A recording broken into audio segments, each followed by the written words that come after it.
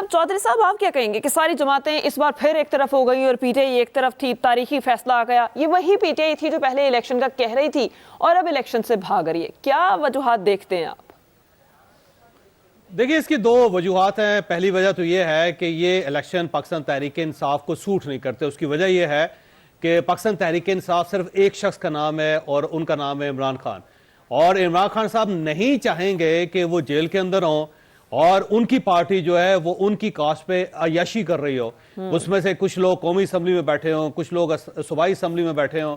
گوہر خان صاحب opposition leader ہوں یا پھر وہ پرائم منسٹر ہوں, یا پھر پنجاب کے اندر یا خیبر پختونخوا کے اندر اپنے چیف منسٹرز ہوں, اور ان کے جو بانی چیئرمین ہیں وہ جیل کے اندر بیٹھے ہوں. تو خان صاحب کو یہ افورڈ خان صاحب نہیں کر سکتے اور نہ ہی ان کو سوٹ کرتا ہے. تو وہ چاہتے تھے کہ الیکشن کسی نہ کسی طریقے سے سسپینڈ ہو جائیں, بلکہ ان کو توقع تھی کہ کوئی نہ کچھ ایسا ہوگا جس کی وجہ سے الیکشن آگے نہیں ہو سکیں گے. بلکہ وہ مولانا فضل الرحمان صاحب سے امید لگا کے بیٹھے ہوئے تھے کہ جس طرح وہ برف کی بات کر رہے ہیں, جس طرح وہ بارشوں کی بات کر رہے ہیں, جس طرح وہ سردیوں کی بات کر رہے ہیں, جس طرح وہ دہشت گردی کی بات کر رہے ہیں, تو الٹیمیٹلی الیکشن کمیشن یا کوئی نہ کوئی عدالت اس چیز پہ ان کا یہ موقف قبول کر لے گی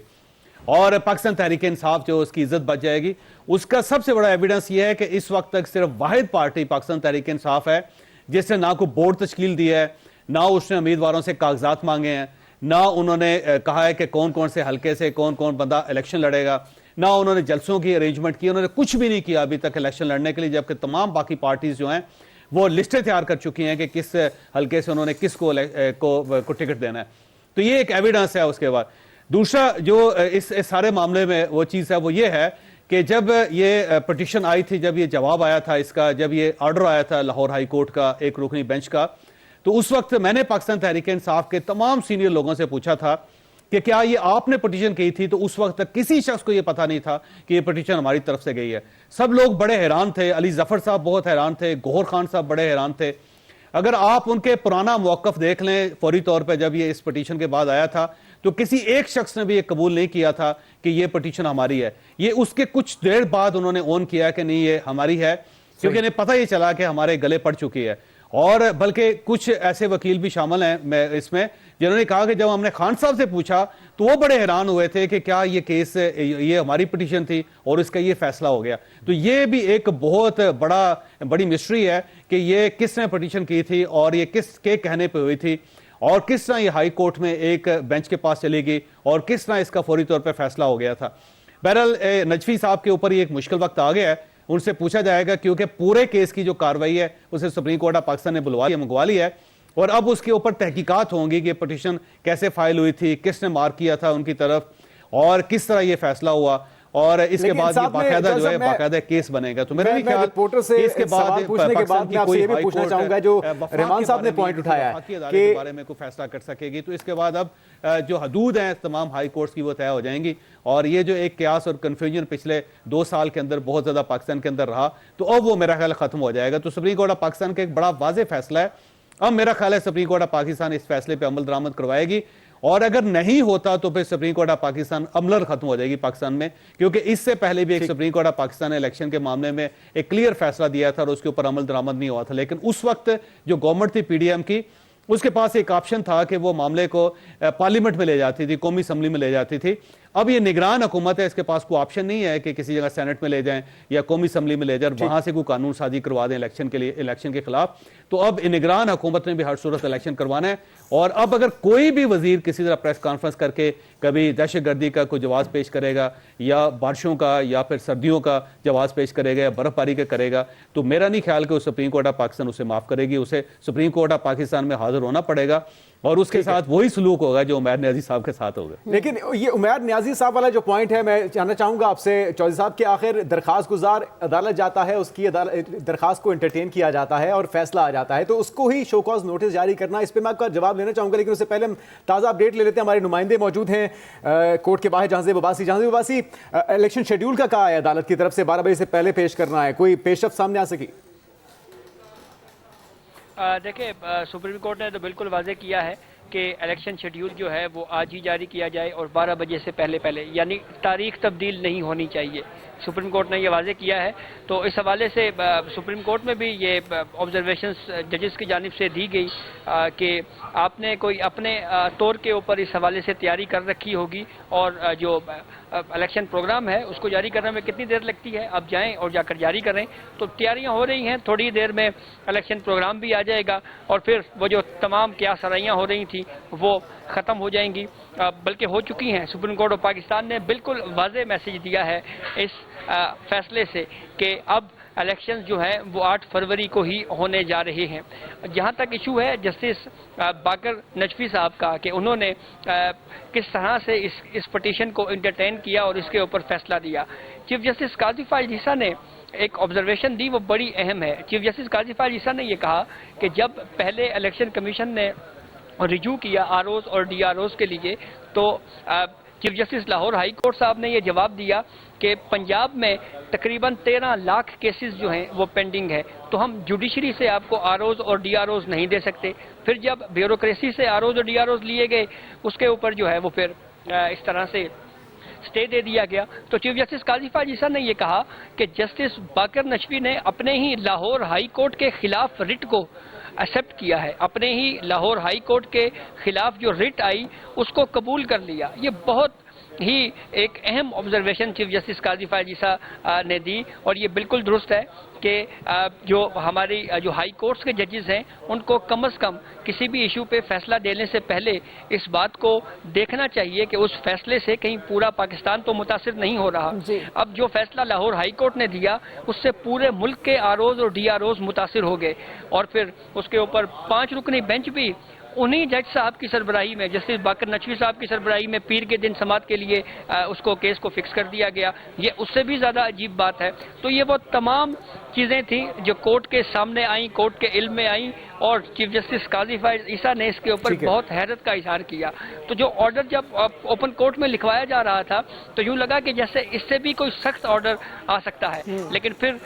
میرے خیال میں چیف جسٹس قاضی فائز عیسیٰ نے اس حوالے سے تھوڑا نرمی کا برتاؤ کیا ہے. جی ٹھیک ہے. چودھری صاحب میں senior anchor person Javed Chaudhry صاحب, عامر الیاس رانا صاحب اور رحمان رضا صاحب ہمارے ساتھ موجود ہیں. آپ سب کو ویلکم کہیں گے. چودھری صاحب, کتنا اہم تھا یہ جو کنفیوژن ایک پیدا ہو چکی تھی, ایک ہیجانی کیفیت تھی کہ انتخابات کا انعقاد ہوتا بھی ہے یا نہیں ہوتا, یہ فیصلہ کتنا تاریخی سمجھتے ہیں آج کا؟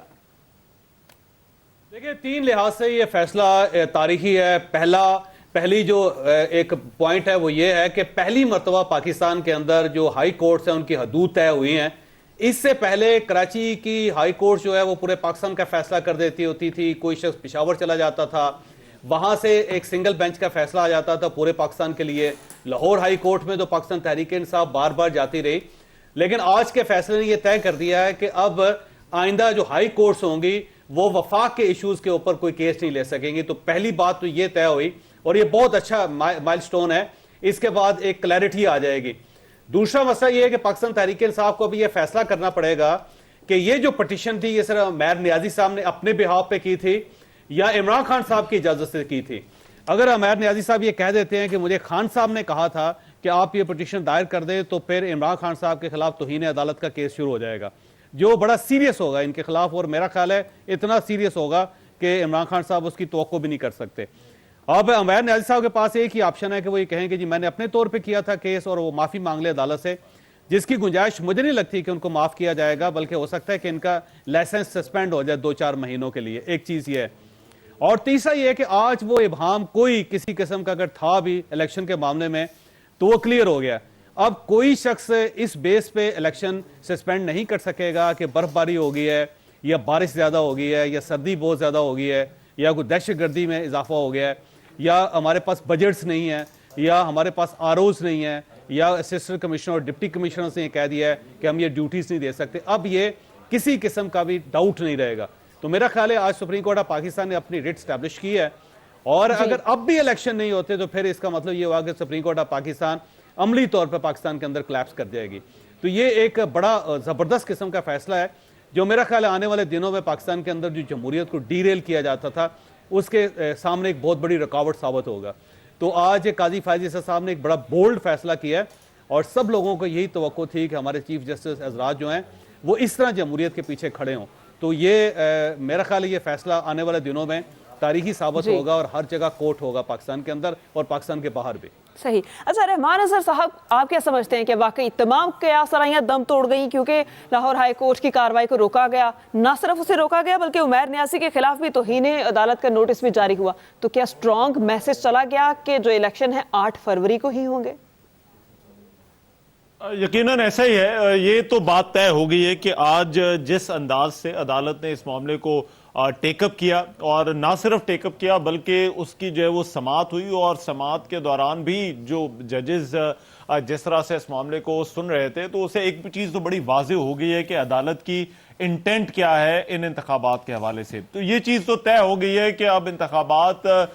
کے حوالے سے اس سے پہلے بھی جو شکوک اور شبہات جو ہے وہ ہو رہے تھے اور یہ جو باتیں کی جا رہی تھی کہ ہوں گے یا نہیں ہوں گے تو عدالت نے بتا دیا ہے کہ انتخابات جو 8 فروری کی تاریخ ہے وہی تاریخ جو ہے وہ طے ہے اور اسی کے تحت جو ہے وہ ہوں گے. دوسری چیز اس میں یہ ہے کہ جو عدالتی آرڈر آیا ہے اگر آپ اس کو بھی دیکھیں تو عدالتی آرڈر کے حوالے سے بھی اب کیونکہ یہ عدالت کا آرڈر ہے اور اس پر بات ہو سکتی ہے تو میرا خیال ہے عدالت نے آرڈر کے اندر بھی کوئی کسر نہیں چھوڑی کہ جس میں یہ نہ کہا گیا ہو کہ انتخابات کے آگے پیچھے 2-4 روز کا بھی فرق پڑ سکتا ہے یا نہیں.